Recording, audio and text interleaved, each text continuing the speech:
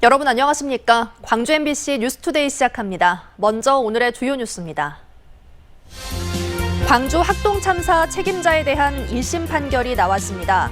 하청업체 관계자들은 실형을 선고받은 반면 시공사인 현대산업개발 관계자들은 집행유예를 선고받아 대기업 봐주기라는 비판이 거세지고 있습니다.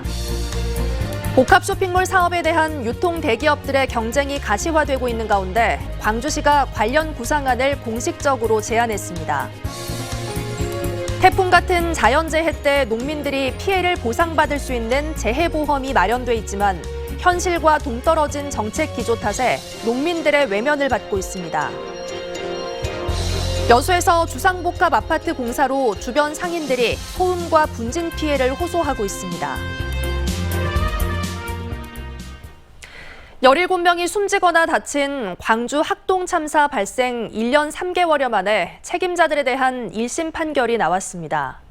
하청업체 관계자는 실형을 선고받았지만 시공사인 현대산업개발 관계자들에게는 집행유예가 선고됐는데요. 유가족과 시민단체는 대기업 봐주기 판결이라며 반발했습니다. 우종훈 기자의 보도입니다. 철거 건물이 무너져 시내버스에 타고 있던 17명의 무고한 시민이 숨지거나 다친 광주 학동 참사. 학동 참사가 발생한 지 1년 3개월 만에 1심 재판부의 판단이 나왔습니다. 재판부는 하청업체 관계자와 감리자는 징역 1년 6개월에서 3년 6개월에 실형을 선고한 반면 학동 4구역 재개발 공사를 맡은 현대산업개발 현장 소장 서모 씨, 공무부장 노모 씨, 안전부장 김모 씨에겐 최대 3년의 집행유예를 선고했습니다. 또 시공사 현대산업개발에는 2천만 원의 벌금형을 부과했습니다. 한 말씀 해주세요. 죄송합니다. 재판부는 해체 계획서대로 공사가 이루어지는지 현대산업개발이 안전성 검사를 했어야 한다는 점은 인정했지만 계획서와 다른 장비로 철거하고 건물 내부에 흙더미를 쌓으면서도 보강 조치를 하지 않은 책임은 하청업체 관계자들에 한해서만 인정했습니다. 다시 말해 안전점검을 하지 않은 것은 문제지만 불법 공사를 한 책임을 시공사나 시공사 직원에게 물을 순 없다는 겁니다. 검찰이 기소한 공소사실 중 해체 계획서 미준수, 안정성 검사를 실시하지 않은 부분에 대해서만 유죄로 판단하였습니다. 유가족과 시민단체는 이번 판결을 두고 유전무죄, 무전유죄라고 비판했습니다. SNS 대화방을 만들어 불법 공사를 공모한 현대산업개발 현장 소장 등의 집행유예가 선고된 건 참사의 몸통인 현대산업개발에 대한 봐주기라는 겁니다. 거대 재벌에 대한 봐주기 판결로 결론이 남으로써 앞으로도 이런 참사를 과연 막을 수 있는 새로운 대한민국의 어떤 그런 것을 만들 수 있을 것인지. 광주지법 박현수 부장판사는 판결문을 통해 반복되는 대형 참사에도 이를 막을 법적 안전장치가 작동하지 않아 학동 참사가 발생했다고 밝혔지만 유가족과 시민단체는 그 책임에서 대기업인 현대산업개발만 제외되는 이유가 무엇이냐고 묻고 있습니다. MBC 뉴스 우종훈입니다. 유통 대기업들이 앞다퉈 광주 복합 쇼핑몰 사업에 뛰어들겠다고 나선 가운데 광주시가 관련 구상안을 공식적으로 밝혔습니다. 복합 쇼핑몰에 대한 원칙과 추진 절차 등이 공개되면서 유통 대기업들의 입점 경쟁이 한층 속도를 낼 것으로 전망됩니다. 보도에 송정근 기자입니다. 광주시가 민간 사업자들의 복합 쇼핑몰 사업 제안 접수를 공식화했습니다. 신속하게 최고 수준의 복합 쇼핑몰을 만들겠다는 원칙도 다시 한번 분명히 했습니다. 이미 밝혔던 3대 원칙, 최고 수준의 민간 투자, 상생과 연결을 위한 국가 지원, 시의 신속 투명한 행정 지원을 준수해서 추진해 나가겠습니다. 민간 사업자로부터 사업 제안서를 제출받으면 사업 제안 내용을 시민들에게 공개하고 자치구와 함께 구성할 예정인 신활역 행정협의체에서 사업계획의 적부 여부를 판단한 뒤 법적 요건과 행정기술적 사항을 검토합니다. 이후 시민과 시의회 의견을 수렴한 뒤 그동안의 진행 상황과 궁금증 등을 대시민 발표를 통해 밝힐 예정입니다. 그 다음엔 신활역 행정협의체에서 도시계획과 환경영향평가 등 신속한 원스톱 행정처리 지원에 나선다는 계획입니다. 또 민관협의체가 아닌 법에서 보장하는 상생발전협의회를 구성하겠다는 방침을 확실히 하면서 권성동 국민의힘 원내대표와 벌였던 정치 공방도 분명하게 선을 그었습니다. 법이 보장하는 율동업 상생발전협의회만을 생각하고 있습니다. 그 이상은 아니라 아니다. 그 이상이 검토해 본 적 없습니다. 광주시는 국민의힘이 요청했던 국가지원 9천억 원은 여전히 유효하다며 사업 대상자가 결정되는 등 계획이 구체화되는 과정에서 정부와 지속적으로 협의해 나갈 방침입니다. MBC 뉴스 송정근입니다. 추석 연휴를 하루 앞둔 오늘은 절기상 백로기도 합니다. 흰 이슬이 맺히는 시기로 본격 가을이 시작되는 시기인데요. 오늘 대체로 맑은 가을날 예상됩니다. 현재 하늘 모습 보시면 고기압의 영향권에 들면서 대체로 깨끗한 하늘 드러나 있는 상태고요. 공기도 깨끗하겠습니다. 다만 일교차가 크게 벌어질 것으로 보여서 주의가 필요합니다. 오늘 아침 기온과 낮 기온 모두 어제와 비슷한 가운데 광주의 일교차 12도가량으로 크게 벌어지겠습니다. 아침 저녁으로 특히 서늘해진 요즘인데요. 옷차림에 주의하셔야겠습니다. 한편 추석 당일 높은 구름 사이로 보름달 볼 수 있을 것으로 예상됩니다. 한국천문연구원에 따르면 우리 지역은 대부분 오후 7시를 전후해서 달이 뜰 것으로 예상됩니다. 날씨 정보였습니다. 태풍 흰남노와 같은 자연재해가 발생했을 때 농작물 재해보험은 사실상 농업을 지킬 유일한 안전장치인데도 여전히 농민들의 외면을 받고 있습니다. 정부가 국비 지원을 확대하는 대신 농민들의 부담으로 재해보험을 지탱하려 하기 때문입니다. 양현승 기자가 취재했습니다. 올해 농사가 갓 시작된 해남군의 가을 배추밭입니다. 채소값에 대한 기대감 속에 재배 면적은 작년보다 늘었습니다. 올해부터 가을 배추가 농작물 재해보험 가입 대상에 포함됐지만 가입률은 22% 수준에 그치고 있습니다. 태풍이 지나간 뒤 보험에 가입한 배추밭에 절반가량에서 피해 신고가 접수됐습니다. 나머지 보험 미가입 배추밭은 농민들이 고스란히 모든 피해를 감당해야 합니다. 뿌리가 이렇게 꺾어져가지고 양분이 못 올라가면서 고사가 모두 진행되고 있는 상황입니다. 2001년 2개 장목으로 시작됐던 농작물 재해보험은 올해 67개 장목까지 확대된 상태. 하지만 보험 가입률은 벼와 배가 70-80%를 상회하는 반면 대파는 20%대에 머물며 작물별 편차가 큽니다.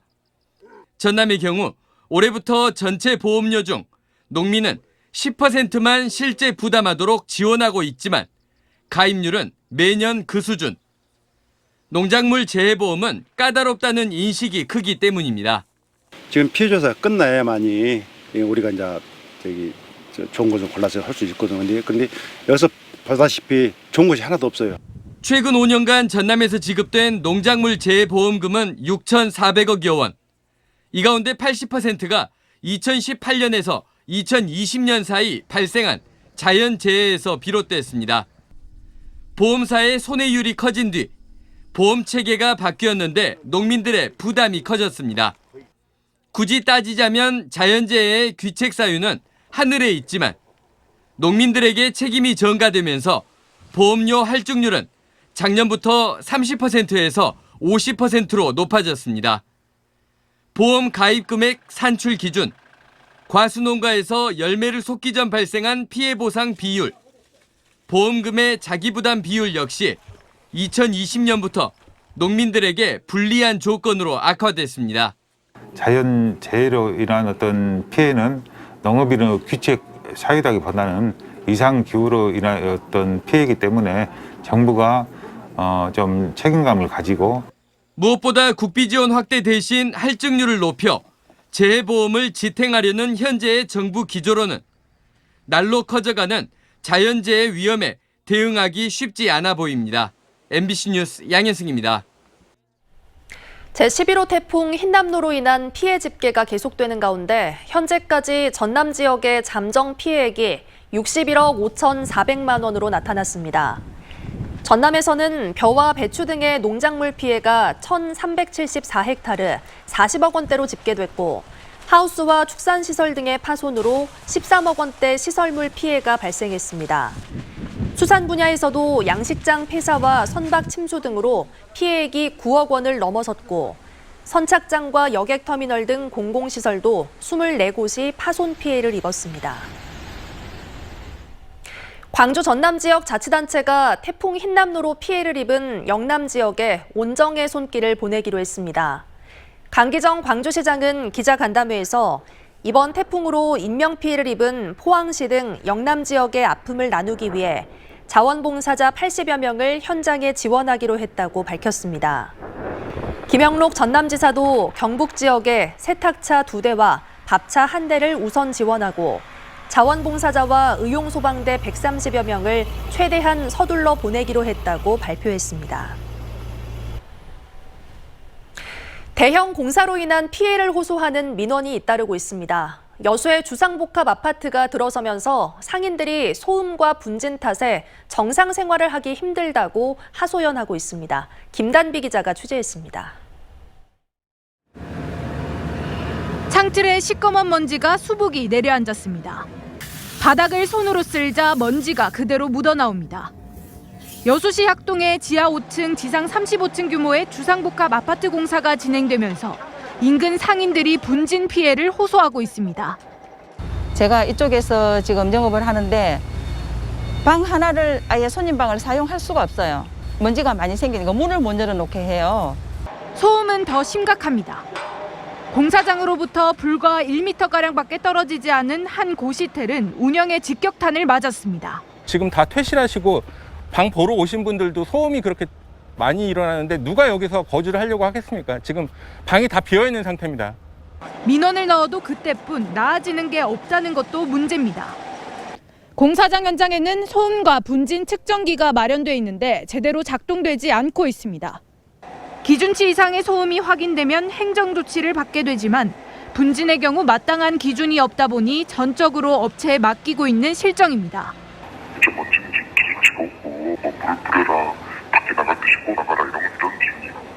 시공업체는 기존보다 강화된 12m 높이의 방음벽을 설치하는 등 상인들의 요구를 수용하기 위해 노력하고 있다고 밝혔습니다.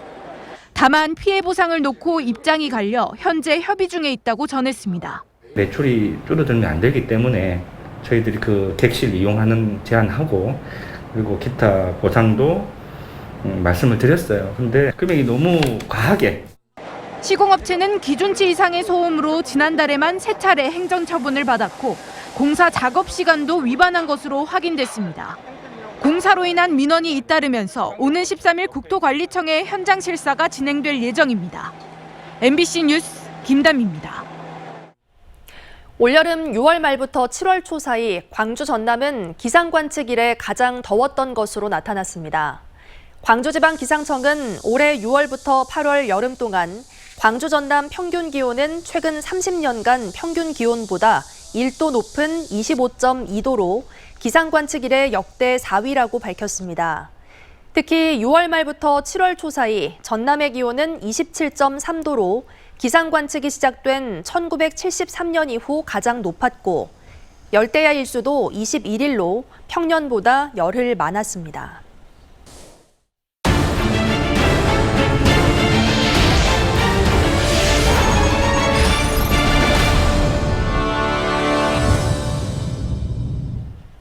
여수의 주요 관광지 홍보를 위해 제작된 여수시의 웹드라마가 마케팅 효과를 톡톡히 하고 있습니다. 최근 7번째 여수시 웹드라마가 제작 공개됐는데요. 국제영화제에도 공식 초청을 받는 등 작품성까지 인정받아 뉴미디어 시대에 최적화된 국제 관광 홍보 콘텐츠로 자리매김했다는 평가입니다. 보도에 김주희 기자입니다. 여수를 배경으로 조선시대 악공청에서 현재 여수 밤바다 버스킹까지 시대를 넘나드는 7친구들의 이야기를 담은 무지개. 이 드라마는 올해 여수시가 자체 제작 공개한 웹드라마입니다. 여수시가 제작한 웹드라마는 이번 작품 무지개까지 모두 7편에 이르고 있습니다. 지난 2016년 신직계의 사랑 이야기를 시작으로 여명, 동백 등 모든 작품들은 공통적으로 여수의 유명 관광지나 지역의 숨은 명소를 드라마 속 배경으로 하고 있습니다. 여기에 지역의 역사와 문화, 설화 등까지 현대적으로 재구성해 담아내고 있습니다. 여수시의 웹드라마는 5에서 10분 분량, 4에서 5부작으로 제작돼 모바일 웹 컨텐츠에 익숙한 국내외 젊은 층들의 좋은 평가를 받고 있습니다. 7개 작품의 누적 조회수만 700만 건이 넘을 정도로 큰 홍보 효과를 누리고 있습니다. 2019년에 만들었던 동백이라는 작품은 지역의 아픔, 여순 사건을 다뤘던 작품이고 이 작품은 한 50여만 건 조회가 됐고 그 다음 호전망이라는 작품이 한 160만 건, 작년에 제작됐던 윤술이라는 작품이 한 460만 건 정도 됩니다. 여기에 단순히 지역 관광 컨텐츠 홍보를 넘어 작품성까지도 인정받고 있습니다. 2019년 작품 동백은 스페인 빌바오 웹페스트에서 황금 늑대상을 수상하는 등 여수시의 웹드라마는 국내외 유명 웹페스트에서도 호평을 받고 있습니다. 지난 7년 동안 7개 작품의 수상 실적만 13차례에 이릅니다. 2019년 스페인 빌바오 웹페스트에서 상을 받는 것을 토대로 각종 국제대회 LA라든지 마이애미 이런 부분에 공식 초청을 받고 있고 올해 만들어진 무지개도 LA 웹페스트의 공식 초청을 받은 상태입니다. 여수시의 새로운 국제관광 홍보 마케팅의 한 영역으로 이제 당당하게 역할을 하고 있는 웹드라마. 여수시는 오는 11월 새로운 8번째 웹드라마 제작에 들어갈 예정입니다. MBC 뉴스 김주입니다. 우리나라 생활 도자기 산업이 값싼 중국산과 유럽의 고급자기에 밀려 위기에 처한 지 오랜데요. 최근 기능성을 도자에 입히면서 경쟁력을 되찾고 있습니다. 문현철 기자가 보도합니다. 평범한 그릇처럼 보이지만 오랜 기간 연구해온 첨단 기술이 적용돼 있습니다. 음식을 담는 것을 넘어 조리를 할 수 있는 내열 자기입니다. 350도 이상의 열 충격을 견딜 수 있는 소지, 도자용 가공 점토를 개발하는 게 관건입니다. 또 가마 온도와 유약의 배합 비율까지 최적의 조합을 찾는 실험도 오랜 시행착오를 거쳐야 했습니다. 최근에는 인덕션에서도 사용할 수 있는 내열 자기까지 개발해 눈길을 끌고 있습니다. 이제 인덕션은 자기장에 반응하는 철 성분만 가진 이런 용기들만 사용이 가능하기 때문에 저희는 지금 은페이스트를 이용해서 인덕션에도 반응하는 그런 내열자기를 지금 개발이 거의 완료된 상태입니다. 옛 기술을 현대자기에 접목하는 노력도 계속되고 있습니다. 수백 년 전 분청사기 파편에 남아있는 귀할 기법을 재해석해 지금의 자기에 입히고 있습니다. 이 도표는 공장 부근에 있는 신흥리에서 나오는 도표인데 그 분청사기를 현대감각에 맞도록 만들기 위해서 지금 시험을 하고 있습니다. 그릇을 넘어 기능성 조리도구로 또 전통에서 새로운 가치를 찾는 시도가 우리나라 생활도자의 경쟁력을 키우는 토대가 되고 있습니다. MBC 뉴스 문현철입니다. 광주 국제 아트페어에 참가하는 지역 작가들의 출품작을 미리 만나볼 수 있는 전시가 마련됐습니다. 보문복지재단이 운영하는 동공미술관은 아트광주 22 프리뷰 전시를 통해 서양화와 한국화, 미디어 아트 등 지역 작가 10명의 작품 43점을 이달 말까지 선보이고 있습니다. 이 전시는 광주 아트페어의 작품 전시 기간이 상대적으로 짧아 시민들에게 지역 작가의 최신 작품을 차분히 접할 기회를 주기 위해 마련됐고 올해 광주 아트페어는 다음 달 6일부터 나흘 동안 열립니다. 광주시는 내년 생활임금을 시간당 11,930원으로 결정했습니다. 내년 생활임금은 올해 1,920원과 비교해 9.2% 인상된 금액으로 확정됐습니다.